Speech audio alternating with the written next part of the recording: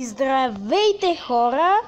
Днес ние ще играем Майнкрафт в моето ново шоу Оцеляване в село. Сега първо ще огледаме обстановката от всякъде. Ето един селянин, или по-познат като на хората вилджър. Ето сега вижте какво мога да му дам за емералди или за хляб. Ето аз ще се тръгна в него. Отиваме първо към работилницата, винаги ковачницата, за да вземем материалите, които са в честа. Защото винаги имам обсидиан, ябълка, някоя храна или пък част от броня. Както виждате днес ето също имаме голд. Този път имаме 3 айрон и една ябълка. Затова ние ще отидем първо до... Ето аз съм с Minecraft Pocket Edition Master Hack, с който ми позволяват да летя и да си взимам неща. Но аз ще го използвам единствено когато ми се налага. Тоест, ще използвам единствения път, когато ще използвам е за да си сложа отвара за нощно виждане. Защото по време, когато аз още нямам материал. Ето тук ще бъде моята къща. Сега ще събера малко дърво, за да си направя Word Table от къщата ми, която не знам защо е направена по този странен начин. И добре, сега вече събрахме почти достатъчно за къща. Та отново. Сега ще си обработим дървото. Ще си направим Word Table. Така. Поставяме си Word Table. Правим си една кирка. Но голда ще го пазим. Ще си направя и с остатъка ще запълним дупките, които оставих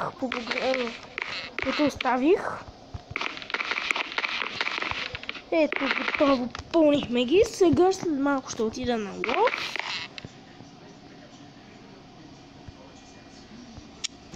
И ето сега ще отидем да оберем малко реколтата.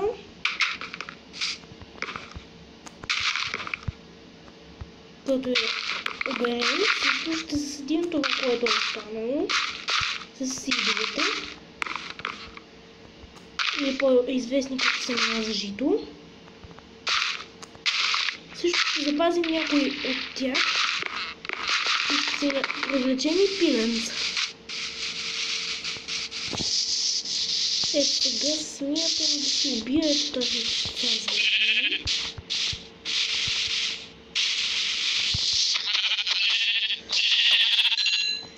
Ето вече имам пръждала и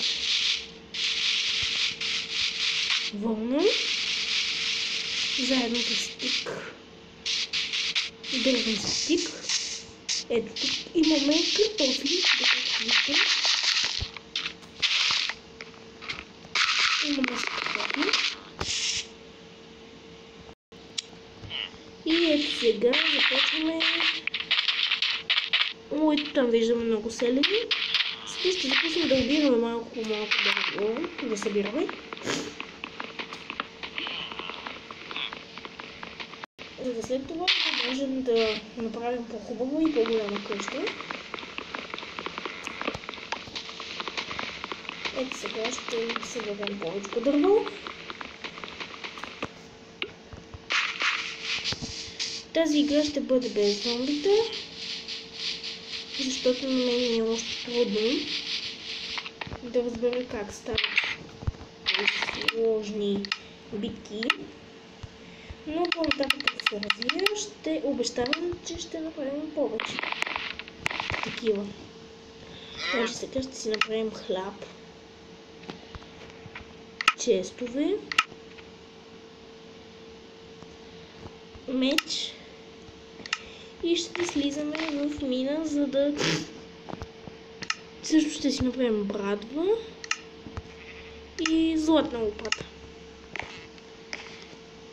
Сега ще слезем в лодка, ще си направим мина, от която в същото време ще взимаме ресурс,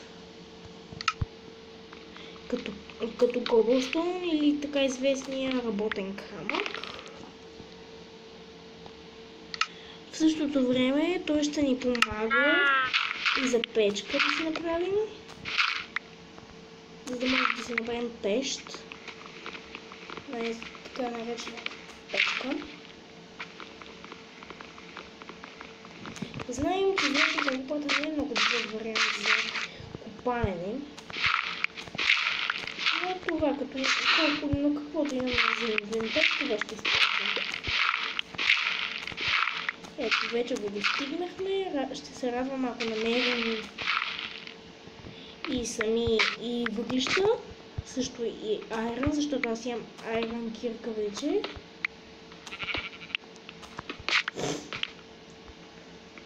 Която е много полезна, защото знаем, че от нея ще можем да си направим, да изкопаем диамант. Но не обещавам да бъде в скоростен епизод, защото нямам координатите. Трябва да си ги свалям. Ето сега в момента ще си направя още стикове, за да си направя каменна кирки, за да не хъбва желязната. Ето тук, така ще слезем в минута.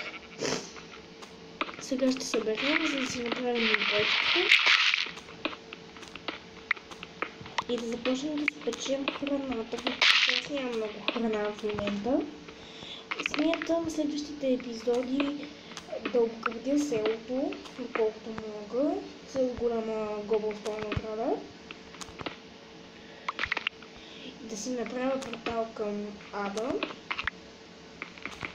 И в същото време да поканя още няколко приятели в моя сървър и да играем заедно, да довършим, да направим по-голяма къща, да се развием и ще направим може би кули и още различни други неща. Задължително ще намерим диамант. Както знаете, ще имаме огромен екстаз. Особено някои хора, всъщност аз, ще намерим много изключително. Ето сега ще разкопаем доколкото се може. Един път с мой приятел колега копахме в центъра на земята и намерихме около 4-5 стака диаманти за около 10-20 епизода. И диамантите ми станаха ежедневие. Но този път няма да бъде така със сигурност, защото ще съм сам в първите епизоди. Но вторите вече или последващите ще има разлики. Май събрахме много повече от необходимото за една печка. Смятам да си направим тук стълби, за да се катерим по-бързо. Ето виждаме, че се стъмва. Правим си една печка. Ще си направим и брадва. И сега ще започнем да си печем месо.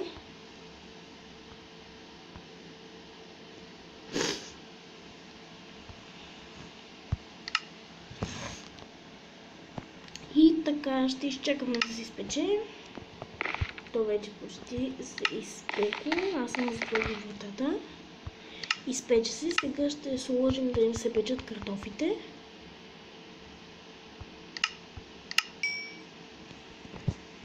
Ето получихме даже и левел. Смятам ето тук да сложим леглата. Точно пред вратата. За ако ни нападат зомбите, веднага да лягаме. И да не се топим, после може да направим въздушни тераси, втория етаж. Може всичко да се случи. Следващите епизод, ето и тази игра. Сгореха ми материалите и изпекох си картофите. Сега да поставим честовете и да оставим ресурсите.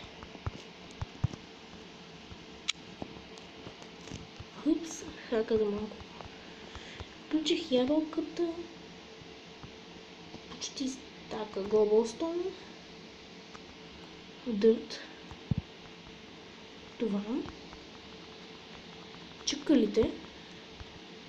Вълната. И смятам да е това.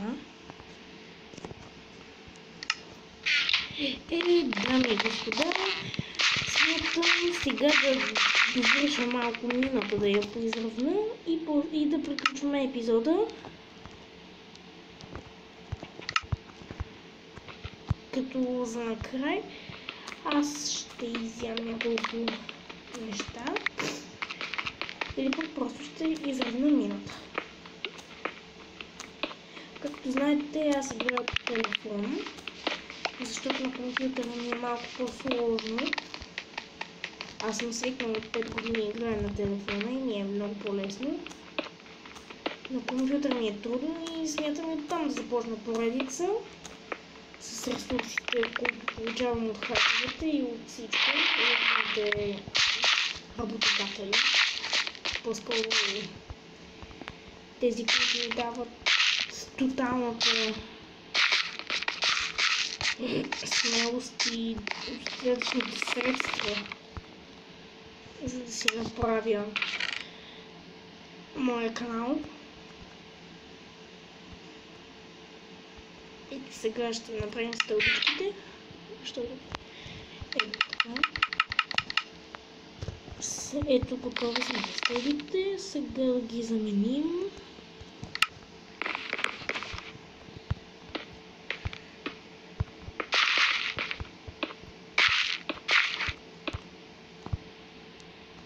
Опа, трябва да махна това за главата.